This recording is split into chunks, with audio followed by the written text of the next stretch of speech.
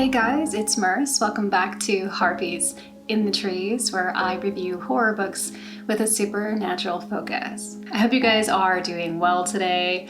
Happy Monday. So yesterday I went and picked up my Abominable book club box from the post office, and it was a little coming apart, just a little bit. I think everything is intact, but we shall see. But this is one of the things about the mail.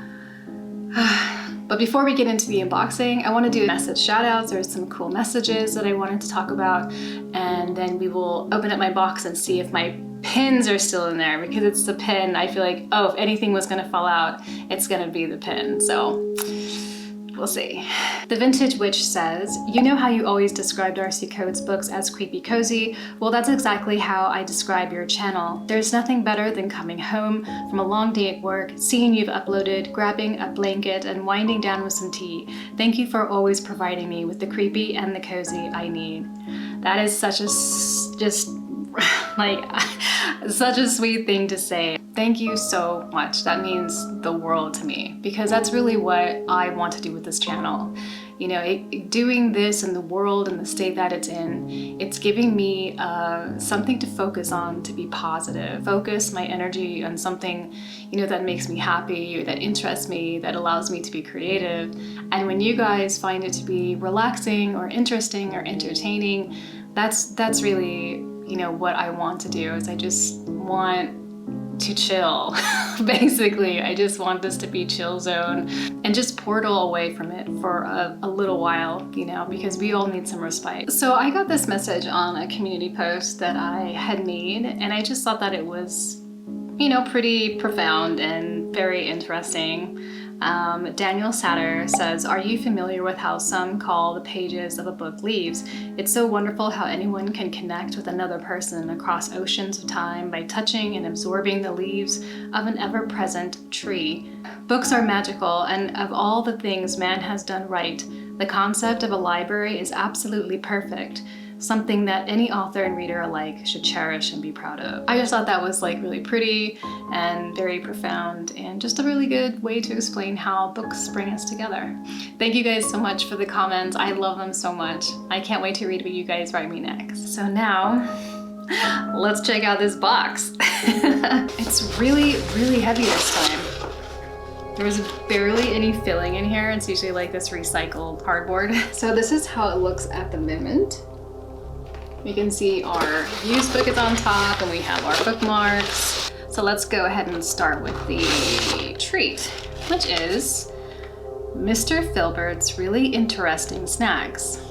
Adnam's Southwold Ghost Ship Citrus Pale Ale, hauntingly good beery nuts. Inspired by authentic American beer nuts with their sweet and salty glaze, we couldn't resist taking Adnam's tasty Ghost Ship Pale Ale with its citrus flavors to create our very own Ghost Ship beer nuts. They are the authentic accompaniment to a pint of beer.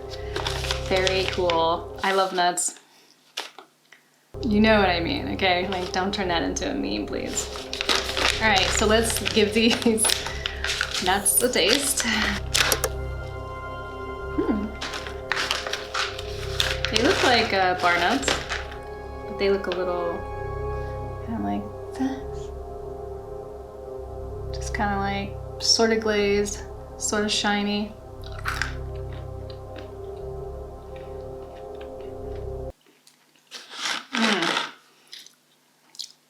That's, That's weird. It's like really salty, which a peanut should be. But you can taste a little bit of the hoppiness from beer. Like, it tastes very hoppy, like very green, you know? It says it has citrus in here. Yeah, a little bit. Maybe like a little bit of like lemon rind or something.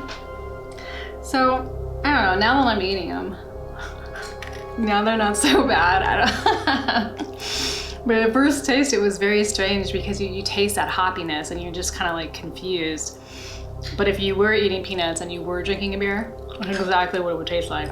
So these are oddly good. They sent me another chunky boy here, but we're gonna open this last. We'll go on to beverages. They always have this mouth sticker, which I love.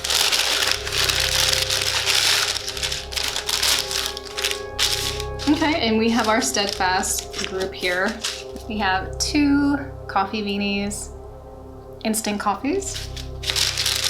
We have 2 Tetley teas. And we have a hot cocoa, hot chocolate. So, all good things. All right, we have our spoiler card, but we're gonna hold on to that until the end. We have here our new release, Cosmology of Monsters by Sean Hamill. I loved it and I think you will too. This is a quote from Stephen King. Exquisitely written, both beautiful and haunting. I feel like I've seen this cover floating around in the Instagram universe, but I don't think I know anything about it, but I do like the artwork. It has this house that looks like no one really lives there. The trees are all dead. The windows are kind of covered up with plastic, and there is a lighted room, a single lighted room. So, you know, I'm all about that. Noah Turner's family is haunted by monsters that are all too real. His bookish mother, Margaret, Lovecraft-loving father, Harry, and his sister, Sydney, born for the spotlight, and the brilliant but awkward Eunice, a natural writer and storyteller, all must face the demons alone. As Harry becomes obsessed with the construction of an elaborate haunted house, the Wandering Dark, the family tries to shield baby Noah from their precarious finances, the gruesome tricks of the show, and the darkness that hangs over their family home. Carrying the legacy of the Wandering Dark, the family risks falling apart in the face of poverty and sickness, and the monsters grow ever closer. But unbeknownst to them, Noah is being visited by a wolfish beast with glowing orange eyes. Noah is not the first of the Turners to meet the monster, but he is the first to let it into their home. And it also comes with a book plate, and it's signed. It's very cool. And there's also, this is neat. There's also some pages here that are in all black. So there's an additional quote here by Stephen King, and it's kind of interesting. It says, brilliantly combines the mythos of H.P. Lovecraft with the contemporary story of a family under threat of destruction from supernatural forces. If John Irving ever wrote a horror novel, it would be something like this. So that's I just noticed that Sean Hamill has a little it says boo right next to the wolf. It's cute. It sounds like it's definitely in my wheelhouse, so this will be interesting, I think. So if there was a pen, it is long gone into the nether world. So the magazine for this month is Hellebore. And we've gotten one of these magazines before, and they are just so cool. I think it's like Hellebore and the Gasling is my favorite because they are very visual, very heavy on graphic design, very thematic. So I really, really like that a lot. This one is number 2, the Wild Gods issue. And I think maybe I have issue number 1. And you know, they just really go all out with this stuff. It's so cool. So for this one, the theme is definitely green and pink and black. And I just love this type of stuff. And a lot of their articles in here are academic. So if they're talking about Pan, for instance, it's like they give you this historical background on it, you know, what it was, what it wasn't, what it was perceived as, what it was made into in politics or something. So it really is an informative and interesting, esoteric National Geographic of some sort. You know, for instance, in this one, it's resurrecting the Pan myth in women's poetry. Pan is sexual rejuvenation. These magazines are just so fun to flip through because there's just so much not just to read, but to look at, and so much eye candy in here. So this is awesome and I'm glad it's back. It is one of my favorites. All right, so let's get on to my favorite part, the used book portion. So if you're not familiar with Abominable Book Club, they are located in the UK. They send you a new release and a used release. So you get 2 books and then you also get a magazine or an ebook. And they also have sometimes a novella. And now we are also getting 2 bookmarks. Before we only got 1. And we also get a pen, but mine was eaten. So let's check out these 2 bookmarks before we get into the book. So one of the ones that we always get is one of these like glitchy artworks for the Bookmarks series. And on the back is a microfiction by Owen Morgan. This month it's Bookmark number 9, series 2. Wayne cast his magnet deep into the lake, letting it sink into the muck. He reeled it back, nothing much this time. A few keys, a handful of screws, some scrap metal. He cast a few more times with no luck, until the magnet connected solidly with something beneath the water. He pulled, but the line was stuck. Heaving, he slowly brought the object to the jetty. Wayne yanked up the magnet and discovered it was attached to a machete. Attached to the machete was a hand belonging to a body wrapped in a heavy, rusted chain. Wayne staggered back. This wasn't possible. He was a myth, wasn't he? The myth opened its eyes, and the last thing Wayne saw was a hockey mask before his world turned black. The second bookmark is really cool. It has like a little sticker on here that is reminiscent of when you used to rent videos like a Blockbuster, and I almost tried to peel it off because it fooled me. It says the Abominable Book Club, and it has the Abominable Book Club logo or sigil. And on the back it says TBR, and it has a guy with a head made from books with an axe in his hand, and it says, "They've waited long enough." That's my TBR list. Oh, ooh, it's terrible. I'm like, I'm gonna read you tomorrow. I'm gonna read you, on the weekend. Nope. So here we go. Here is the used book, my favorite part, because you never know what you're gonna get. And it's always wrapped in this paper and then tied up with twine, and comes with a wax seal with the Abominable logo on it. So it's really, really nice.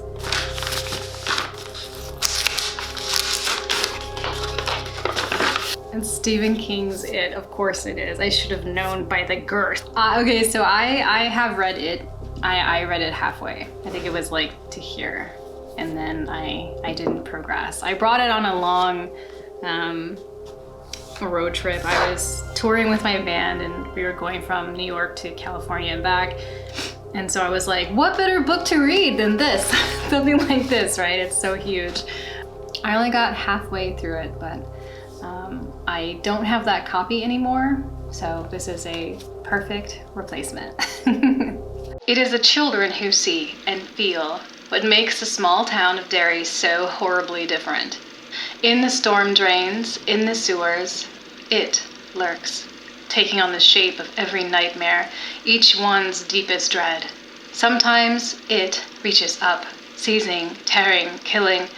Time passes and the children grow up, move away and forget, until they are called back once more to confront it as it stirs and coils in the sullen depths of their memories, reaching up again to make their past nightmares a terrible present reality. I love the remake of it. I haven't seen the second one because nobody I know really loved it, so I just haven't seen it yet. But I still want to watch it just to check it out. But I really, really loved the first one. Let's check out this spoiler card. September 2020, a Cosmology of Monsters by Sean Hamill signed.